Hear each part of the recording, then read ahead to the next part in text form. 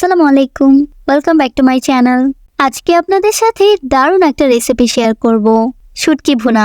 লইট্টা শুটকি আর তেলাপিয়া মাছের শুটকি একসাথে ভুনা করে দেখাবো। লইট্টা শুটকি তো আমরা সবাই পছন্দ করি, রাইট? তেলাপিয়া মাছের শুটকিটাও কিন্তু খেতে অনেক মজার। তেলাপিয়া মাছের শুটকি খেতে কারা কারা পছন্দ করেন অবশ্যই কমেন্টে জানাবেন। আপনারা চাইলে যে কোনো শুটকি দিয়েও এই ভুনাটা করতে পারেন, কিন্তু লইট্টা শুটকি দিয়ে এই ভুনাটা করলে আসলেই অনেক দারুণ হয়। আপনারা রেসিপিটি ফলো করে শুটকি ভুনাটা করে দেখবেন। চলুন তাহলে রেসিপিটি দেখে নেওয়া যাক।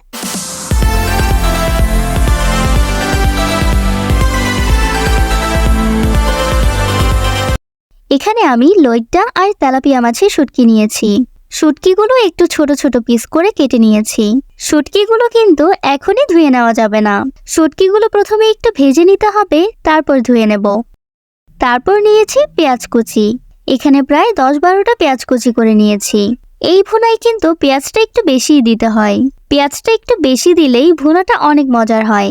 তারপর নিয়েছি রসুন কুচি। এখানে 3-4টা রসুন কুচি করে নিয়েছি আর 2-3টা কাঁচামরিচ নিয়েছি। কাঁচামরিচটা না দিলেও হয়, আপনারা চাইলে নাও দিতে পারেন।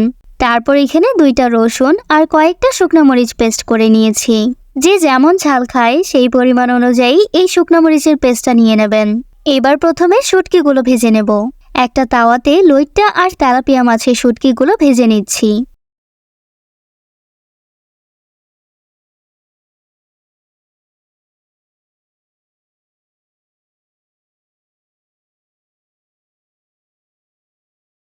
শুটকিগুলো ভেজে পানিতে 10 মিনিটের জন্য ভিজিয়ে রাখবো। 10 মিনিট পর ভালো করে ধুয়ে উঠিয়ে নিয়েছি। বেশিক্ষণ ভিজিয়ে রাখলেই শুটকিগুলো কিন্তু রান্নার পর একদম গলে যেতে পারে, তাই 10 মিনিটের বেশি ভিজিয়ে রাখা যাবে না। তারপর চুলায় একটা প্যান বসিয়ে এতে তেল দিয়ে দিচ্ছি। তেলটা একটু গরম হয়ে গেলে এতে রসুন আর কাঁচামরিচগুলো দিয়েছি। এবার পেঁয়াজ কুচিগুলো দিয়েছি।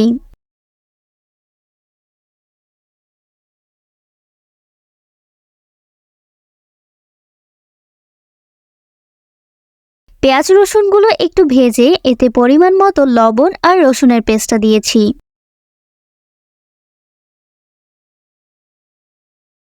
এবার একটু নেড়ে এতে শুকনা মরিচের পেস্টটা দিয়েছি। তারপর একটু নেড়ে 1 চা চামচ হলুদের গুঁড়ো দিয়েছি। এবার ভালো করে নেড়ে মশলাগুলো কষিয়ে নিচ্ছি। এখন 1 চা চামচ ধনিয়ার গুঁড়ো আর সামান্য একটু পানি দিয়ে মশলাটা কষিয়ে শুটকিগুলো দিয়ে দিচ্ছি।